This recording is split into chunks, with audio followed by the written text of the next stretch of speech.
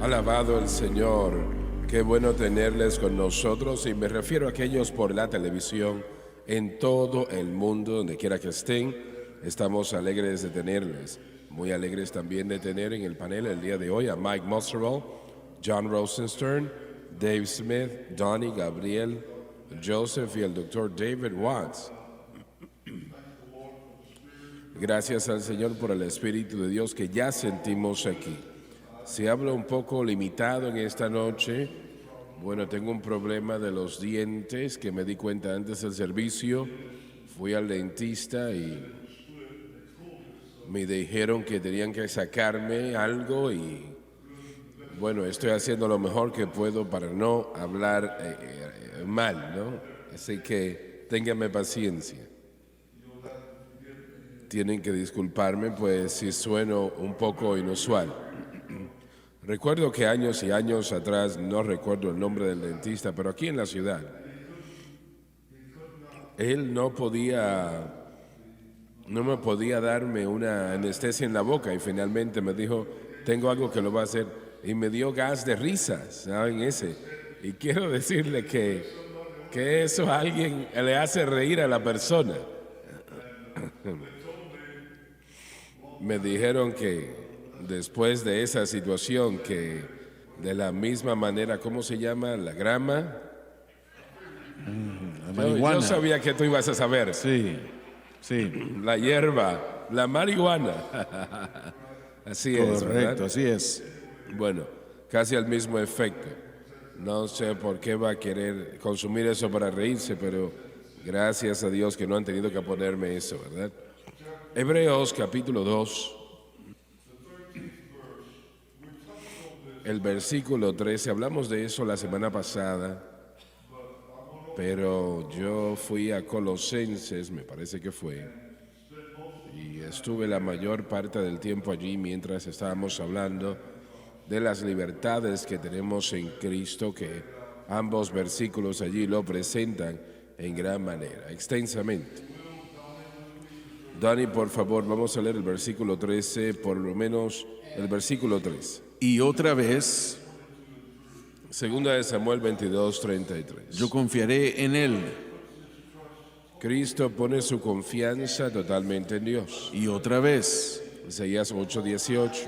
he aquí yo y los hijos que me dio Dios. La cruz lo hace posible para que nosotros seamos un hijo de Dios. Padre Celestial, yo pido que nos ayudes en esta noche para presentar el pan de vida, para profundizar en tu palabra. Y yo lo pido todo en el nombre de Jesús. Amén y amén. Mientras veo la palabra confianza y estudio esto esta tarde,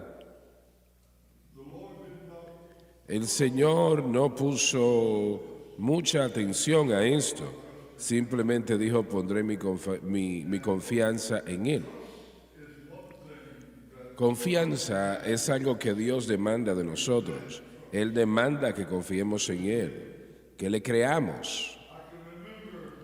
Puedo recordar cuando nosotros estábamos en el campo evangelístico viajando en toda la nación y nosotros estábamos muy cansados y uno está en un vehículo todo el tiempo y estábamos cambiando a Donnie de escuela casi cada 30 días y eso no me agradaba. Pero bueno, sucede que hubo una iglesia que se hizo disponible y estábamos en Alabama predicando en ese momento y pidieron que nosotros llegáramos allí para tratar y todo se veía bien. Solamente unos días antes de ese día nos habíamos quedado unos días con mi primo Jerry Lee en Memphis. Y recuerdo que yo me senté en un asiento muy cómodo en su casa, que era la silla más cómoda en el mundo, imaginé yo. Yo pensé, Señor, nuestra casa es un vehículo, un automóvil, y yo quisiera tener algo como esta silla, que extrañamente era algo que me llamaba la atención en ese momento. Sucede que recibimos la llamada porque esa iglesia ahora estaba disponible para que nosotros la pastoreáramos. Y yo quería eso porque iba a resolver algunos de nuestros problemas, pensaba yo. Y recuerdo que un sábado en la mañana recibí la carta, el día anterior me parece que fue, y decía ese sábado en la mañana yo fui a la iglesia y no tenían una oficina en la iglesia en ese momento, era solamente, bueno, era la oficina del pastor. Y yo me acosté en el piso para buscar el rostro del Señor. Y yo dije, Señor, yo quiero esta iglesia. Pero yo tenía suficiente conocimiento para decir, yo la quiero si es su voluntad. Yo no la quiero si no es tu voluntad. No me interesa la voluntad permisiva. Yo quiero tu perfecta voluntad. Y alguien pregunta, ¿cuál es la diferencia entre una cosa y la otra? Bueno, la voluntad permisiva, Dios permite que usted haga lo que usted quiera, pero no permite que usted tenga lo que no le conviene. Eso es la voluntad permisiva. La voluntad perfecta es lo que usted quiere como un hijo de Dios. Es lo que yo quería. La voluntad perfecta de Dios, no importa qué tan difícil fuese. Y en un momento específico el Señor habló a mi corazón y me dijo, yo te he llamado para el evangelismo y no he cambiado ese llamado. Fue todo lo que me dijo. Y Él estaba diciéndome que pusiera mi confianza en Él. Yo no lo sabía y no tenía yo manera de saberlo tampoco, pero yo puedo recordar ahora que lo que estoy diciendo es correcto. La programación de la hora de campaña, que estaría en 600 estaciones de radio diariamente, estaba en la balanza en ese momento, queriendo decir que estaba en el futuro. Yo no lo sabía, pero Dios sí lo sabía. Y la televisión también estaba en el futuro. La televisión en una gran parte del mundo, yo no lo sabía, pero Dios sí lo sabía. El centro familiar de adoración también estaba en el futuro. Yo no lo sabía, pero Dios sí lo sabía. Cruzadas que tocarían al mundo estaban todavía en el futuro. Yo no lo sabía, pero Dios sí lo sabía. Aleluya al Cordero. Y usted dice, ¿pero qué quiere decir con eso? Quiero decir que Dios conocía el futuro y Él quería que yo confiara en Él, que creyese en Él, que estuviese en sus promesas. Yo no conocía la hora de campaña, yo no conocía nada de lo que el futuro nos deparaba, yo no conocía el centro familiar de adoración, pero Dios sí. Y si yo hubiese insistido en tener esa iglesia y la hubiese tal vez tomado, creo con todo mi corazón que ninguna de estas cosas que hemos logrado se hubiesen cumplido.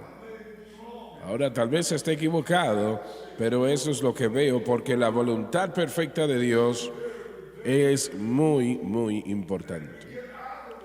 Si nos movemos de la voluntad de Dios, nada avanza correctamente. Y si permanecemos en la voluntad de Dios, no importa lo que suceda, las cosas van a salir bien. Adelante, denle a Dios un aplauso de adoración, alabado Dios. Así que, ¿cuántos momentos, cuántas veces algo así ha sucedido? muchas veces. Recuerdo que cuando tu abuela y yo inicialmente empezamos en la obra evangelística, en aquella pequeña iglesia que no estabas con nosotros y no había visto yo eso en varios años, pero era pastoreado por un hermano afroamericano que tenía esa iglesia limpia, realmente allí una iglesia muy, muy limpia, y bueno, pues yo aprecié eso. Y acabamos de empezar en la obra evangelística y estábamos teniendo una reunión en aquella iglesia. Y almorzamos allí en aquel lugar, un domingo en la tarde detrás de la iglesia. Y tal vez habían 50 personas o tal vez menos. y de repente nos damos cuenta que viene por la calle, llegando a la iglesia, un Cadillac nuevo, en aquel momento conducido por el papá de Jerry Lee, el papá Elmo, ese era su nombre. Y obviamente un Cadillac en aquel momento, ese era el carro de moda. No podía encontrar algo mejor que ese vehículo en aquel momento. El tío Elmo se baja del vehículo, se me acercó inmediatamente y me dijo: Jimmy, tengo buenas noticias para ti. Le pregunté: dígame. Me dijo: tengo que llevarte a Memphis, Tennessee, en Sun Records en la mañana. Y yo le pregunté: ¿para qué? ¿Qué me quiere decir? Él dijo: estamos empezando una línea de música cristiana y tú vas a ser el primer salmista.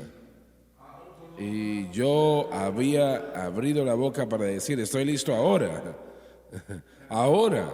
Y el Espíritu de Dios habló a mi corazón y me dijo: no.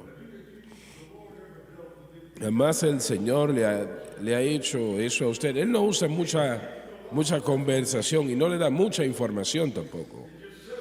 Él simplemente dice un poco y espera que usted cree lo que Él está diciendo y lo deja hasta allí. Y el Espíritu del Señor me dijo: no lo puedes hacer. Y le dije al tío Elmo: dígale al señor Phillips. Sam Phillips había empezado la carrera de Jerry Lee, Elvis Presley. Dígale que aprecio su confianza, pero yo no lo puedo hacer. Me dijo: hijo, ¿sabes qué es lo que estás diciendo? Me dijo: cada vez que te veo tienes la misma chaqueta puesta. Cada vez que veo a Francis, ella tiene el mismo vestido. Y tú, en una semana del día de hoy, puedes estar conduciendo un Cadillac así como este. Y eso sonaba muy bien en aquel momento. Era atracción para mí eso. Me atraía. Yo le dije: sí, lo entiendo, pero no lo puedo hacer. Y sabe, mi tío me miró en ese momento y me dijo: Jimmy, creo que yo entiendo. Se subió en el Cadillac y se fue. Yo entré a la iglesia en ese momento porque yo estaba muy confundido. Y pregunté: Señor, ¿por qué si es música cristiana, por qué no lo puedo hacer? Y es que los caminos de Dios no son los caminos de los hombres. Entienda eso.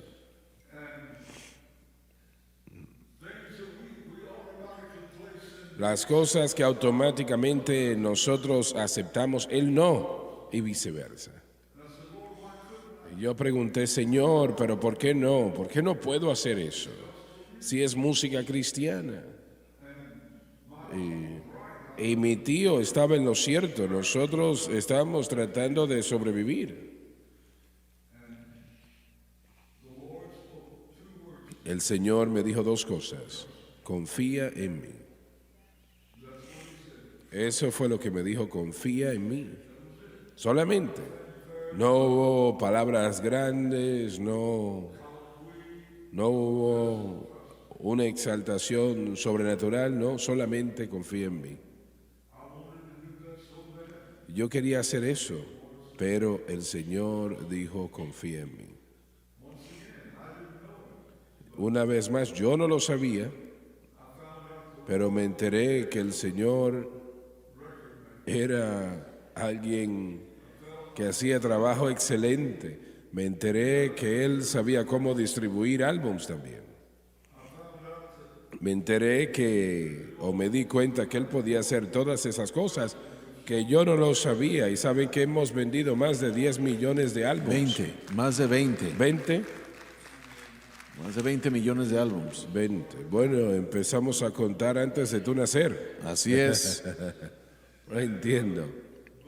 Pero usted nunca falla. Amén. Cuando usted le dice sí al Señor. Usted nunca falla cuando le dice sí al Señor.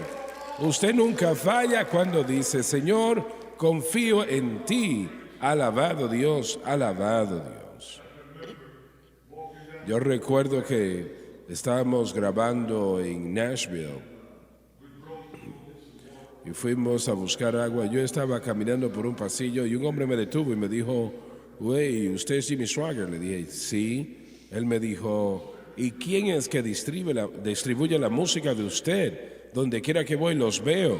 Y yo le respondí, el Espíritu Santo. Y me fui. Y nunca olvidaré cuando él me miró y me dijo, ¿el Espíritu quién? Bueno, gloria, gloria, gloria, gloria. Alabado Dios, confía en mí, cree en mí. Y así puedo continuar hablando toda la noche. Él nunca me ha fallado y nunca lo hará. Sabe, creo que lo que está diciendo, las historias que está presentando, creo que está haciendo crecer la fe en la gente. Porque tal vez hay alguien que esté viendo que esté en la cúspide, quieren tomar cierta dirección, pero el Señor les está diciendo no entienden por qué, pero yo creo que tus historias están ayudando a que se den cuenta que deben confiar en Él para que todo salga bien. Y así se aplica a todo el mundo que confía en el Señor. No me refiero que le va a dar 20 millones de álbums, pero amén, sí va a bendecir. Él les bendecirá, alabado Dios. Usted nunca puede fallar cuando le dice sí a Jesucristo. Amén. No puede. Hermano Swaggart, la palabra kasá es la palabra para confiar en el hebreo, es una de las palabras principales y se utilizó aquí en Samuel también. Es a lo que se refiere esta escritura del Nuevo Testamento que estamos leyendo. La idea de esa palabra tiene que ver con un lugar de refugio. Y el contexto de la raíz de la palabra son dos letras en el alfabeto hebreo, son dos letras que tienen la idea de una casa. Pero el concepto de confianza es entrar a la casa como un lugar de refugio y el dueño de esa casa es el que va a proveer la protección, seguridad y provisión. Eso significa que cuando entran al refugio de Dios, al entrar a su confianza, Él se encargará de toda parte de su necesidad, toda preocupación que usted tenga. Ahora va a estar bajo su cuidado. Con humildad se está sometiendo a Dios y su provisión. Eso es poderoso. A veces escuchamos la palabra confiar, pero confiar tiene una esencia de humildad de nuestra parte para entender que ese individuo que estamos entrando a esa casa, por decir así, es la provisión, el refugio, y Él va a suplir toda parte de nuestras necesidades. Una vez más, el tiempo es importante. El retraso no significa negación y estamos viendo eso constantemente en el cuerpo de Cristo. Creo que todo esto, y Gabe lo dijo bien, cuando usted da estos testimonios de lo que el Señor ha hecho por usted, eso hace crecer la fe en la gente porque el Señor está creyendo y está confiando en nosotros para tocar este mundo con el Evangelio. Y nosotros confiamos en Él para que haga la provisión y la gente, para que dé y que toque almas en todo el mundo. Y yo creo que Dios va a hacerlo porque las cosas se están poniendo mal con respecto a lo que tiene que ver con el clima. Y no estoy hablando yo del tiempo, sino de la condición moral de este país. Pero Dios puede tocar, moverse y bendecir de maneras que no entendemos. En quien estamos confiando es todopoderoso. Amén, así es. Él puede hacer cualquier cosa, gloria a Dios. Puede hacer cualquier cosa. Y usted no quiere eso que no es la voluntad de Dios.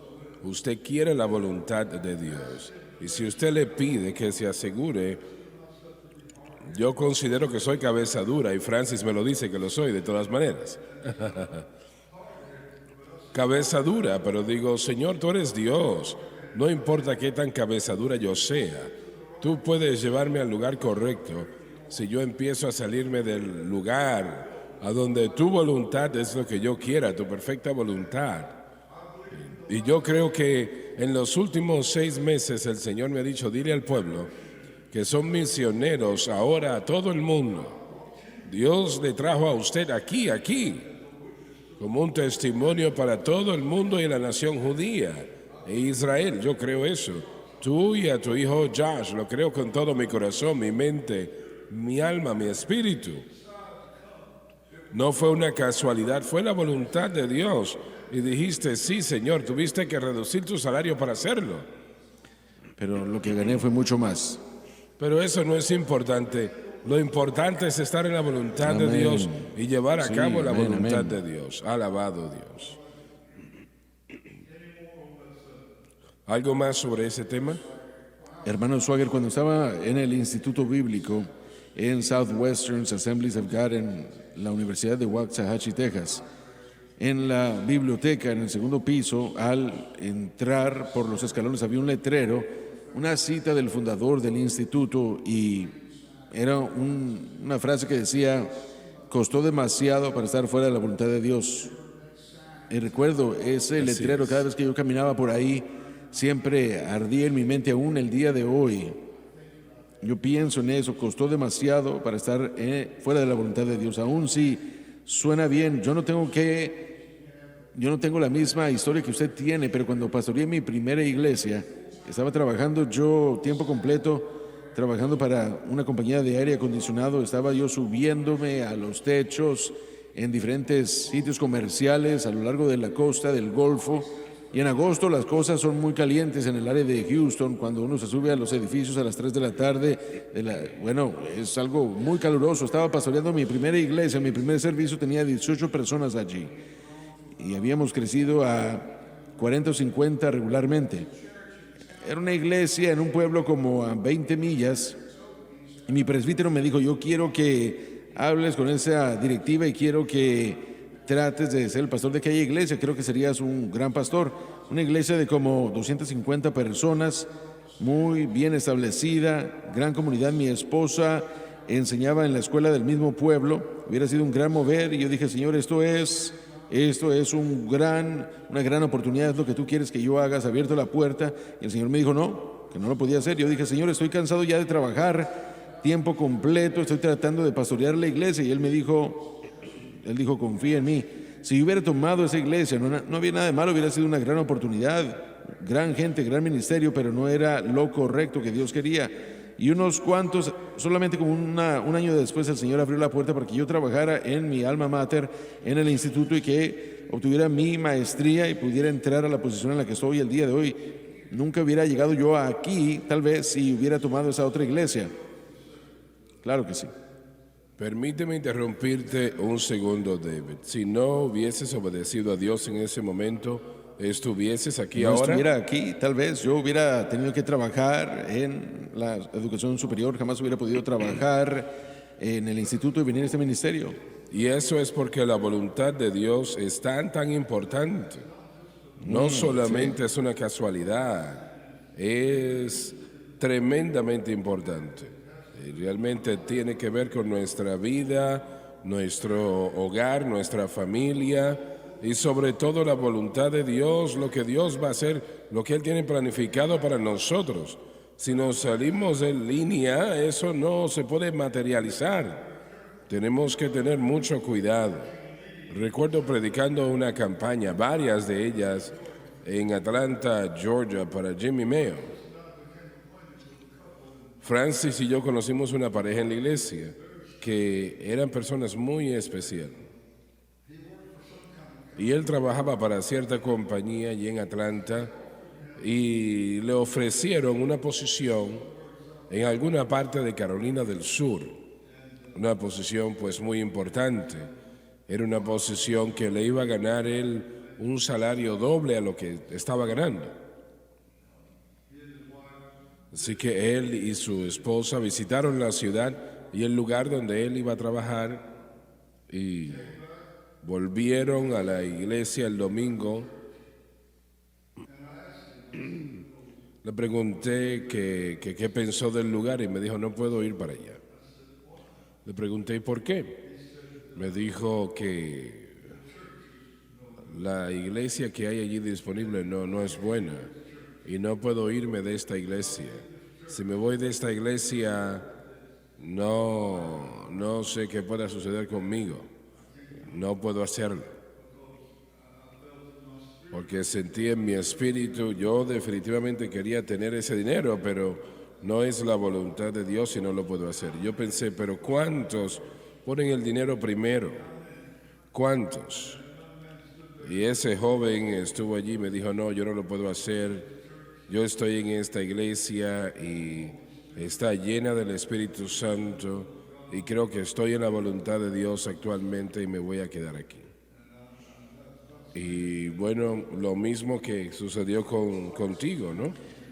Es difícil a veces cuando uno piensa con la mente natural: Señor, esto es perfecto para mí, es exactamente lo que yo quiero, va a ser algo maravilloso. Y Dios dice: no, tiene que confiar en mí, no es lo correcto. Y yo tuve a un pastor, mentor, que era un joven y me dijo, jamás permitas que el dinero dirija tu ministerio, jamás permitas que el dinero sea lo que dirija tu ministerio, escucha la voz de Dios y la voluntad de Dios. Y bueno, todos aquí pudieran compartir historias similares de cómo Dios tal vez se presentó una oportunidad y Dios dijo no, y trabajando y pastoreando mi iglesia todo el tiempo a mí se me ofrecieron posiciones mayores en la compañía y eso hubiera quitado el tiempo para el ministerio y lo tuve que dejar, hubiera sido más dinero. Siempre era una situación en la que, bueno, me estaban tratando de desviar de lo que Dios me había llamado a hacer y yo tuve que permanecer firme en lo que Dios me ha llamado y escuchar su voz. Esa situación no era pecado propiamente. No había nada malo con ello, pero no era la voluntad de Dios. Y eso es lo importante, no era la voluntad de Dios. Usted mencionó hace un momento dos voluntades, la voluntad permisiva y la voluntad perfecta. Así es. Bueno, la voluntad perfecta realmente no existe. Si no es la voluntad de Dios, usted está fuera de su voluntad.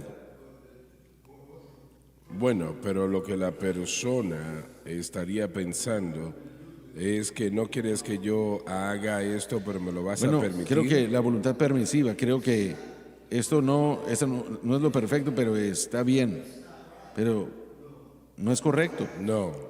La voluntad de Dios es perfecta. Yo no creo que Dios tiene una voluntad Eso es lo que quiero secundaria. decir. He escuchado predicadores que utilizan este término, pero he escuchado a un predicador el otro día, él dijo, yo he escuchado este término voluntad permisiva toda mi vida, y él dijo, solamente hay una voluntad, es la voluntad de Dios. Sí. Y él dijo, sí, si ustedes piensan que pueden hacer algo bajo su voluntad permisiva, no va a funcionar porque no están en la voluntad de Dios. Y miren, cada uno de nosotros que estamos aquí, todos hemos tenido esos momentos, esas encrucijadas en las que hemos tenido que tomar una decisión. Y si no hubiéramos seguido la voz del Señor, no estuviéramos aquí. Así es. Yo, por ejemplo, me fijo en Gabriel y cuando Gabriel tenía 2 meses de edad, yo sabía que Dios lo había llamado a predicar. Y estábamos en una cruzada en Long Beach, California. Y esta fue la primera campaña en la que su madre lo había traído. Jennifer tenía 2, 3 años más y yo estaba esperando atrás para que ellos pasaran y ellos venían con ustedes. Llegaron al lugar, le ayudé a Debbie y tomé a Gabriel en mis brazos mientras Debbie estaba sacando a Jennifer y el Espíritu del Señor, y yo era joven, era muy joven. Y el Espíritu del Señor cayó sobre mí. Y bueno, fue algo profundo. Hay momentos en los que uno siente la presencia del Señor y hay momentos en los que uno está en la presencia del Señor. Y yo no... Miren, Dios hablándole a uno, yo entendí eso. Pero realmente solamente había experimentado eso un par de veces. En cuanto a lo de la voz, como que es que alguien está hablando así como estoy hablando en este momento. Y el Señor me dijo, esas fueron sus palabras, el niño que tienes en tus brazos no te pertenece, me pertenece a mí. Críalo bien. Y yo sabía desde ese momento, y jamás dije algo al respecto. Pero yo en ese momento supe que era un llamado santo y divino. Así es. Y de cualquier manera, para hacer la historia más corta, lo que quiero presentar, el punto es que jamás yo forcé a Gabriel, jamás tú eres llamado, tienes que hacer, no. Yo aprendí de ti que uno no puede hacer el llamado, ellos tienen que escuchar la voz del Señor, ellos mismos. Y Gabriel, con todos los niños, estaban ellos afuera en Tulsa, y él no había pensado en el ministerio, creo que estaba fuera de negocios, comunicaciones. Y yo sabía que eso no era correcto. Sabía que él no estaba aprendiendo lo que necesitaba aprender, pero yo no sabía qué hacer. Y yo fui al Señor en oración y le dije, yo he hecho lo que tú me dijiste que hiciera. Yo puedo verte a los ojos, Señor, y decir, yo lo crié y lo eduqué bien. Yo lo crié en el temor y la amonestación del Señor. Pero él necesita dirección.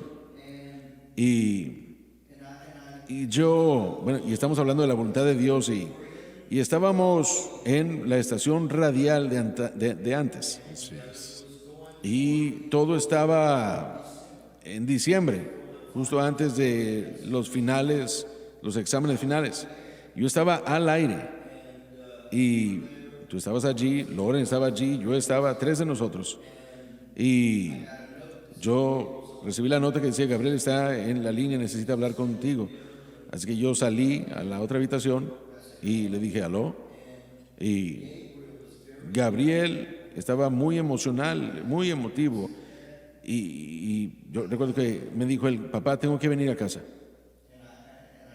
Y le dije, bueno, sí, vas a venir a casa y vas a estar aquí en un par de semanas. No, papá, yo tengo que venir y llegar a casa. No puedo regresar a la escuela. Yo dije, ¿por qué? Y él comenzó a llorar y me dijo, Dios me ha llamado a predicar. Y yo tengo que volver. Ahora, hubo un poco de lucha allí porque la educación es importante. Y aún así yo sabía que la voluntad de Dios era que, aunque sus hermanos debían regresar a la escuela, yo sabía que la voluntad de Dios era que él estuviera aquí, que aprendiera. Y estos tiempos en los que uno siente que el Señor habla, no quiero que la gente piense que es algo fácil, no, fue una lucha. Bueno, había una lucha en el mundo espiritual en aquel momento y el individuo que estaba sobre los jóvenes no estaba controlando las cosas como tenía que hacerlo. Yo le dije a Gabriel que cuando llegase a casa aquí, le dije, yo había orado y buscado a Dios, yo quiero que tú tomes control inmediatamente. Y Dios convirtió este ministerio en uno de los más grandes de jóvenes en la nación. Y eso es lo que Dios quería en aquel momento, ¿no? Sí, pero esa voluntad, la voluntad perfecta. Mire, yo hubiera podido decir, bueno, Gabriel, te queda 1 año y medio. Termina tu escuela y después regresa a casa. Pero no, ese programa de jóvenes tenía que atenderse eso sí, inmediatamente. Pero el punto que estoy haciendo es que uno tiene que confiar en el Señor. Cuando uno escucha la voz de Dios, uno no puede tratar de racionalizarlo o tratar de entender el por qué. Uno simplemente tiene que decir sí. Así es. Nunca se equivoca cuando le dice sí al Señor, jamás. Bien, vamos a leer, por favor. Bueno, Gabe, no sé si quiere compartir esto o no, pero él tuvo la oportunidad de jugar baloncesto en LSU. ¿Podrías contarnos acerca de eso? Sí, bueno, yo era un joven de 16 años, estaba a punto de comenzar mi último año de bachillerato. Acabábamos de regresar de un viaje de Israel. Tomábamos un viaje cada 4 años a Israel. Y recuerdo que llegamos un sábado y el domingo era el principio del campamento de baloncesto y nosotros íbamos, mi hermano y yo, cada año. Y recuerdo que papá llegó y me dijo, no tienes que ir si no quieres. Y yo le dije, bueno, más me vale, ya pagaste por todo, más me vale mejor ir.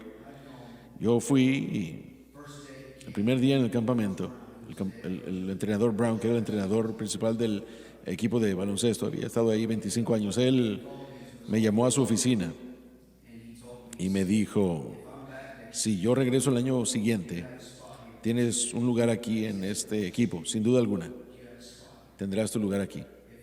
Sí, regreso. Y ¿querías hacer eso? Absolutamente, estamos hablando de un equipo de baloncesto, de un equipo colegial de la SEC, algo que le dije a papá, yo que quería hacerlo desde hacía mucho. Y el entrenador Brown, aún hasta el día de hoy, cuando yo lo veo, él tiene su edad, cuando yo lo veo en la ciudad, él me dijo, tú hubieras podido jugar para mí, debiste haber jugado para mí. Yo le dije, bueno, coach, yo tenía el mejor llamado, sí, yo sé eso, pero aún debiste haber jugado para mí. Pero tuve la oportunidad y recuerdo Recuerdo que en todo mi último año yo era un nominado de McDonald's estatal, de la conferencia. Fue un verano y yo no sabía qué hacer. Tenía 17 años, a punto de comenzar la universidad, no había puesto mi solicitud en ningún lugar. Y mi madre me llamó. ¿Tenías el grupo de jóvenes No, en yo ese tenía momento? 17. Era parte del grupo de jóvenes. Pero Entiendo. mamá me llamó y me dijo, tienes que encender el televisor. Así que ella llegó y yo encendí el televisor y Dale Brown estaba anunciando su jubilación. Y recuerdo que le dije a mamá, y le dije después, yo no sé qué hacer, yo jugué baloncesto toda mi vida, realmente yo no sé qué hacer. Y tener la oportunidad de hacer eso y después ir a la universidad, y mi primera semana en las instalaciones, uno de los entrenadores me llamaron y me dijeron, todo lo que tienes que hacer es llegar y tendrás un lugar en este equipo, yo sé que eres bueno, tienes un lugar que jugar. Y yo recuerdo que le llamé a usted, le llamé a papá y le dije, papá, yo no sé qué hacer, necesito ayuda. Esto es una gran decisión. Y recuerdo sus palabras, usted dijo, Gabe, yo no puedo decirte qué hacer. Tú tienes que preguntarle al Señor qué hacer. Y eso fue todo. Yo recuerdo que lo hizo. Mi hermano me decía todo el tiempo, ¿qué vas a hacer? ¿Qué vas a hacer? Y en mi corazón yo sentía como que no podía hacer aquello. No podía tomar esa decisión.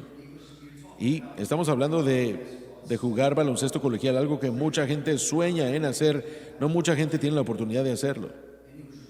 Y fue justo, estamos hablando de un momento de atracción, eso fue muy atractivo para mí. Pero yo sentí que el Señor me dijo que eso no es lo que yo quiero. Hasta este día la gente me pregunta, ¿deseas haber jugado? Y la respuesta es no. Porque no estuviera aquí si lo hubiera hecho.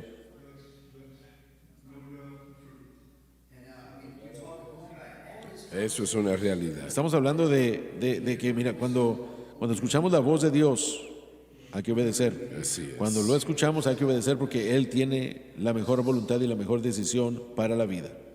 Así es, así es. El problema con la voluntad permisiva es que hace al hombre soberano en lugar de Dios siendo soberano. Y el hombre no es soberano, Dios es soberano. Y no queremos que Dios simplemente nos vea o observe. Tal vez Él permite que hagamos algo, pero no estamos siguiendo su perfecta voluntad. No queremos que simplemente observe, sino que queremos escuchar lo que Él quiere que hagamos, porque Él es soberano. Amén. Estaba yo leyendo la semana pasada parte de la historia de Billy Sunday. La había leído ya anteriormente, pero ya habían pasado pues muchos años. Y él jugaba para los Chicago White Stockings en aquel momento. Él y 8 o 10 jugadores fueron a Chicago porque allí era donde estaban los White Stockings. Y bueno, en aquel momento pues estaban jugando en temporada y no recuerdo el nombre de la calle donde él fue, pero era en la ciudad de Chicago, y a ver si puedo yo recordar, la misión del Pacific Gardens. Estuvieron allí escuchando al predicador y el Espíritu de Dios se empezó a mover. Y Billy Sunday se dio vuelta a sus compañeros y les dijo, yo voy. Ellos pensaban que él estaba diciendo que él se iba al lugar donde estaban ellos, la cantina anteriormente. No la cantina, andaban de cantina en cantina. Así es, así es. Y él dijo, no estoy hablando de eso, estoy hablando de allí, voy a ir al Señor. Y él cruzó la calle, entregó su corazón a Cristo y renunció, creo, del equipo. Le habían ofrecido a él era el hombre más rápido en la Liga Americana, y le habían ofrecido un contrato nuevo que lo hubiera hecho uno de los 3 atletas mejores pagados del béisbol en la Liga Americana en ese entonces. Por supuesto no hacían mucho dinero en ese entonces. Todo lo que tenía que hacer era firmarlo. Pero en vez de eso, él fue a decirles, no solamente no voy a firmar, sino que me voy a jubilar del baloncesto. Y le dijeron, o del béisbol. Y le dijeron, ¿qué vas a hacer para ganarte la vida? Y él dijo, voy a ser un conserje. Así es. Y él se convirtió en el conserje de la misión de Garden Pacific, de Chicago. Y como Dios lo preparó para el ministerio. Miren, tenemos que cerrar, sé que se nos acaba el tiempo, pero permítanme hablar de la voluntad permisiva. Estoy leyendo un libro en este momento sobre la vida de Dietrich Bonhoeffer. Y la iglesia alemana en los 1930, por supuesto, era el luteranismo, una iglesia luterana. Él y Niemöller y otros, Karl Barth, y ellos eran las luces primordiales. Solamente tenía 28 años de edad. Y Hitler estaba subiendo a la fama y había prometido, yo voy a salir de la iglesia, no voy a involucrarme en los asuntos de la iglesia. Y Bonhoeffer sintió que el Señor le dijo que ese hombre era un mentiroso. Tienes que levantarte contra esto, y él trató de hacer que la iglesia luterana se opusiera, y falló porque la actitud de la mayoría de las iglesias eran no queremos involucrarnos en todo eso, solo queremos hacer, y bueno, la idea era que la voluntad de Dios es que debemos mantenernos en nuestra esquina por acá. Y él fue a escribir y dijo que la actitud de decirle no a lo que la verdadera voluntad de Dios era, él le puso la culpa del crecimiento del nazismo al pie de la iglesia en Alemania, porque la iglesia no quiso hacer, eso le costó su vida. Él fue colgado con el tiempo por Adolfo Hitler, pero él estaba tratando de hacer resaltar que la voluntad de Dios siempre debe permanecer para la justicia, siempre. Y bueno, presento esto por una razón, haciendo esta última declaración. La iglesia estadounidense está en el mismo lugar. La iglesia alemana, No lo dudo. está igual que ellos, con la moralidad del transexualismo que está barriendo por esta nación, y estas otras entidades malas, y socialismo y marxismo y la teoría racial crítica y todas estas otras cosas. Y aún así hay muchos en la iglesia, recibimos las llamadas, oh, bueno, ustedes mejor prediquen el evangelio. Bueno, el evangelio es predicar moralidad. Así es. Escojan ese día a quién servirán. Ese es el evangelio. Así es. El evangelio es decir que el gobierno está mal. Eso es lo que va a dirigir a la nación a la destrucción. Y bueno, estoy leyendo este libro y digo, bueno, no tenemos un Adolfo Hitler, pero tenemos el mismo espíritu. Así es. Trabajando. Así es. Y hay demasiados predicadores y demasiadas iglesias que, bueno, nosotros solo queremos predicar el evangelio cuando no lo están predicando. Tienen que tratar con Así es. los problemas, los temas. El evangelio trata con el corazón, pero también trata con los estados de la iglesia y la nación. La única cosa con la que puede tratar es la iglesia. Exacto. Entonces, no podemos estar en esta actitud de voluntad permisiva. Necesitamos escuchar la voz de Dios, y así no podemos dejar que nada nos desvíe de llevar a cabo la voluntad de Dios. Así es, así es. Donnie, usted lo dijo, y el proceso de encontrar la voluntad de Dios, yo no creo en una voluntad permisiva, yo no creo que existe tal cosa, es o rebelarse en contra de la voluntad de Dios o estar en la voluntad de Dios. Romanos 12:2 dice, y yo no tengo el tiempo para enseñar la porción de este versículo que se necesita enseñar, pero dice que para probar, para poner a prueba cuál es esa perfecta voluntad, buena, aceptable y perfecta voluntad de Dios. No habla de que, bueno, si no quiere hacer eso, puede hacer esto. No se trata de eso. Si nosotros sabemos cómo tener una relación con Dios, estamos siendo conformados a su imagen por fe en Cristo y la cruz, entonces podremos poner a prueba y saber y confirmar cuál es esa buena y aceptable y perfecta voluntad de Dios. Eso es todo lo que Dios quiere, su perfecta voluntad. Correcto, y cualquier otra cosa es rebelión. Así es, así es. Amazing grace, how sweet that sound, oh, that saved, well, a wretch like me. Well, I once was lost, but now I'm found. 'Twas blind, but now I see. 'Twas grace that taught my heart to fear, and grace my fears relieved.